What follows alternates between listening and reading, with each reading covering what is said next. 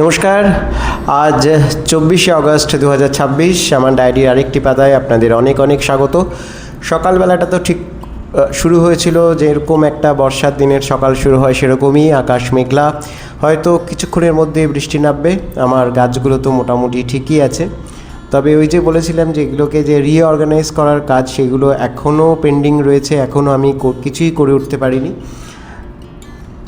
রোজ ফুলও ফোটে, গাছগুলো যথাসাধ্য নিজেদের সৌন্দর্য উজাড় করে দিচ্ছে আমাদের মনোরঞ্জনের জন্য।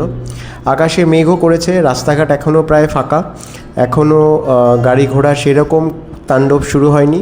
যাই হোক, এক কাপ কফি খেয়ে চলে গেলাম ঠাকুর ঘরে। আজ ঠাকুরদের পুজো তো করারই ছিল, রোজ যেরকম করি সেভাবেই পুজো করলাম ঠাকুরদের। তারপরে বসে পড়তে হবে অফিসের কাজে, কারণ আজ সোমবার, একটা পুরো দস্তুর কাজের দিন, একটা নতুন সপ্তাহ শুরু হলো। আপনাদের এই সপ্তাহটা খুব ভালো কাটুক, সবাই যার যার শিডিউল অনুযায়ী প্রতিটি কাজকে সুসম্পন্ন করুন, সেটাই ঠাকুরের কাছে প্রার্থনা রইল আমার। সন্ধেবেলা চলে গেছিলাম কিছু ঝুলন যাত্রা দেখার উদ্দেশ্যে। কলকাতার বহু বনেদি বাড়িতে আজও কিন্তু ঐতিহ্য অনুযায়ী ঝুলন যাত্রা অনুষ্ঠিত হয়, এবং কলকাতার এই সুপ্রাচীন ঐতিহ্যকে তারা এখনও ধরে রেখেছেন অত্যন্ত নিষ্ঠা এবং শ্রদ্ধার সঙ্গে। চলুন আজকে যাওয়া যাক সেরকমই একটি ঐতিহ্যশালী ঝুলন বাড়িতে, সঙ্গে থাকুন। কথা বলতে বলতে আমরা চলে এসেছি বউবাজারের শ্রীমন্ত ভিলাতে। বউবাজারের ধীরেন্দ্র সরণিতে এই বাড়িটা রয়েছে, আর এই বাড়িটার যে ঝুলন যাত্রা সেটার কিন্তু আলাদা একটা বৈশিষ্ট্য বা ঐতিহ্য যাই বলুন না কেন সেটা রয়েছে। সেটা হচ্ছে যে চাঁদ সূর্য বাড়ির শ্রী রাধাকৃষ্ণের ঝুলন যাত্রা। দীর্ঘ 80 বছরের ঐতিহ্য সম্পন্ন একটি ঝুলন যাত্রা এটি। আর এই বাড়ির সদস্যরা শুরু থেকেই যে ঝুলন যাত্রা শুরু করেছিলেন তার অন্যতম একটা বৈশিষ্ট্য ছিল, এখানে রাধা গোবিন্দের বদলে, অর্থাৎ শ্রীকৃষ্ণের বদলে এখানে এনাদের বাড়ির যে শালগ্রাম বিগ্রহ আছে, অর্থাৎ শ্রীধরজিকে এখানে ঝুলন যাত্রায় বসানো হয়, এবং তার পেছনে চাঁদ আর সূর্যের একটা অদ্ভুত সুন্দর আলোর খেলা চলতে থাকে। চলুন দেখা যাক। আর তার চারপাশে রয়েছে শ্রীকৃষ্ণ লীলার বিভিন্ন অধ্যায়গুলো। এরা ছোট ছোট মাটির পুতুলের মাধ্যমে এগুলোকে তুলে ধরেছেন। খুবই সুন্দর লাগলো এদের উপস্থাপনা, দেখতে থাকুন। ছোটোবেলায় আমিও ঝুলন সাজাতাম, এবং তার প্রস্তুতি শুরু হতো রথের মেলা থেকে। রথের মেলা থেকে বিভিন্ন ধরনের মাটির পুতুল কিনে রাখতাম, এবং ঝুলন যাত্রা প্রথম দিন থেকেই বিভিন্ন ধরনের মডেল বানিয়ে, অর্থাৎ পাহাড়, গ্রাম এইসব বানিয়ে মাটির পুতুল দিয়ে সাজিয়ে ঝুলন যাত্রা করতাম। এখানেও দেখলাম শ্রীকৃষ্ণ লীলার বিভিন্ন গল্পগুলোকে এনারা মাটির পুতুল দিয়ে খুব সুন্দরভাবে উপস্থাপন করেছেন। সেই সঙ্গে রয়েছে একটা চিত্তাকর্ষক আলোর ব্যবহার। আর এই হচ্ছে এই ঝুলন যাত্রার প্রধান আকর্ষণ। এখানে শ্রীধর যে বসে আছেন, আর তার পেছনে দেখুন চাঁদ আর সূর্যের একটা অদ্ভুত আলোর খেলা চলছে। কখনো সূর্য উঠছে, কখনো চাঁদ উঠছে। যখন চাঁদ উঠছে আকাশে তারা জ্বলে উঠছে। এদের এই আলোর খেলা এতটাই আকর্ষণীয় বা এতটাই জনপ্রিয় যে সাধারণত এই বাড়ির ঝুলন যাত্রাকে লোকে চাঁদ সূর্য বাড়ির ঝুলন যাত্রা হিসেবে আখ্যা দিয়ে থাকেন। এই দেখুন, আজ 80 বছর ধরে যেভাবে এরা এই ধর্মীয় অনুষ্ঠানটিকে একটা অন্য পর্যায়ে নিয়ে গেছেন, যেখানে দূর দূরান্ত থেকে লোকজন আসছেন এনাদের বাড়িতে এই ঝুলন যাত্রা দেখতে, সেটা সত্যি মানে কি বলবো। কলকাতা যে ভারতীয় সংস্কৃতির অন্যতম একটি পীঠস্থান এবং তথা ভারতীয় সংস্কৃতির রাজধানী, সেটা কিন্তু আরও একবার প্রমাণ করা যায় এই বাড়ির ঝুলন যাত্রা দেখতে এসে। 80 বছর ধরে কিভাবে একটা উৎসবকে, একটা ধর্মীয় অনুষ্ঠানকে এরা এতখানি জনপ্রিয় করে তুলেছেন, সেটা ভাবতেই অবাক লাগে। এখন তো প্রযুক্তিগত দিক থেকে অনেক উন্নত হয়ে গেছি আমরা, কিন্তু 80 বছর আগে যে শৈল্পিক নৈপুণ্যতার সঙ্গে একটা বৈদ্যুতিক কারিগরিকে আশ্রয় করে ওনারা যে এই একটা চিত্তাকর্ষক ঝুলন যাত্রা শুরু করেছিলেন, যে উৎসব শুরু করেছিলেন, সেটি যে আজও এরা সমানভাবে চালিয়ে যাচ্ছেন, তার জন্য তাদেরকে শ্রদ্ধা জানাতেই হয়। এই পরিবারের প্রতিটি সদস্যের প্রতি রইল আমার অকৃত্রিম শ্রদ্ধা।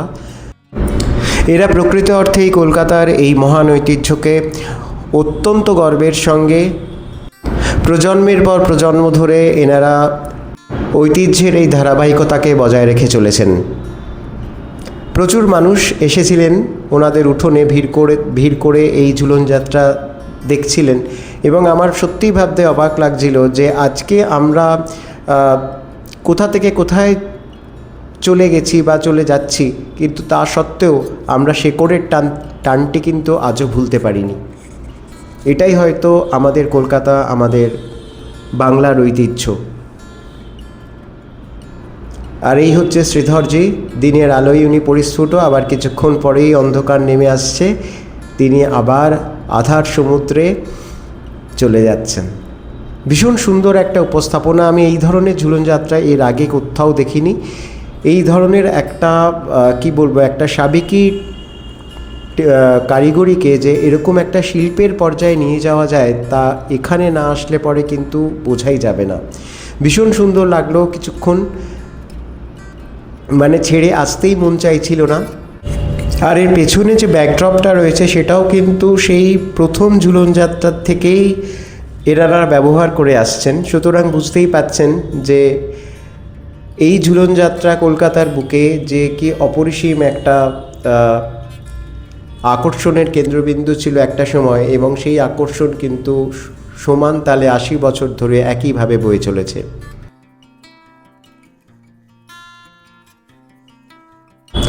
ঠাকুরকে প্রণাম জানিয়ে চলে গেলাম পার্ক স্ট্রিট। আপনারা তো অনেকেই হয়তো জানেন যে রূপসা কিছুদিনের মধ্যে দেশ ছেড়ে বিদেশে চলে যাচ্ছে ওর হায়ার স্টাডিজের জন্য। ওর কিছু জিনিসপত্র কেনার ছিল, সেই জন্য আমরা চলে গেলাম পার্ক স্ট্রিটের জুডিওতে। তো ওর কিছু বাড়িতে পরার জন্য কিছু জামা কাপড় কেনার ছিল। আর এবারে পার্ক স্ট্রিটে হাঁটতে হাঁটতে দেখলাম যে পার্ক স্ট্রিটের অনেক দোকানই কিন্তু বেশ বদলে গেছে, অনেক নতুন নতুন দোকান হয়েছে, আর পুরনো দোকানগুলো নতুন সাজে সেজে উঠছে। আর আরেকটা জিনিস দেখে ভারী অদ্ভুত লাগলো যে একটা পারফিউমের দোকান, রাস্তার ওপরে একটা পারফিউমের যে এরকম দোকান হতে পারে সেটা আমার ঠিক জানা ছিল না। এখানে যিনি দোকানদার, মানে যার দোকান আর কি, তিনি কাস্টমারদের ফরমাইশ অনুযায়ী বিভিন্ন ধরনের পারফিউম তৈরি করে দিচ্ছিলেন। এটা দেখতেও আমার ভীষণ মানে অদ্ভুত লাগলো। আমাদের চারপাশে এরকম অনেক জিনিস আছে যেগুলো কিন্তু আপাত দৃষ্টিতে সাধারণ মনে হলো, তার মধ্যে অনেক অসাধারণত্ব লুকিয়ে আছে। রাস্তায় এখন অফিস ফেরতা লোকজনের ভিড়। যাই হোক, আমরা চলে গেলাম জুডিওতে। মানে এক একটা করে দিন যাচ্ছে আর আমার মনে হচ্ছে যে আমার ছোট্ট মেয়েটা কত দূর চলে যাবে, মানে সেটা ভাবতেই ভারী মানে ভীষণ কষ্টও হচ্ছে, আবার অবাকও হচ্ছি যে আমাদের কৈশোর বা আমাদের কেরিয়ারের শুরুতে আমরা কিন্তু এত দুঃসাহসিক হতে পারিনি যে পড়াশুনোর জন্য, নিজেদের কেরিয়ারের জন্য নিজেদের বাড়িঘর ছেড়ে এত দূর চলে যাওয়া। যাই হোক, জুডিওতে আমাদের শপিং শেষ হলো। শপিং শেষ করে আমরা চললাম বাড়ির পথে। আমার এই ছোট্ট ভিডিওটি যদি আপনাদের ভালো লেগে থাকে তবে চ্যানেলটি সাবস্ক্রাইব করে আপনার বন্ধুত্বের হাতটি বাড়িয়ে দেবেন। নমস্কার।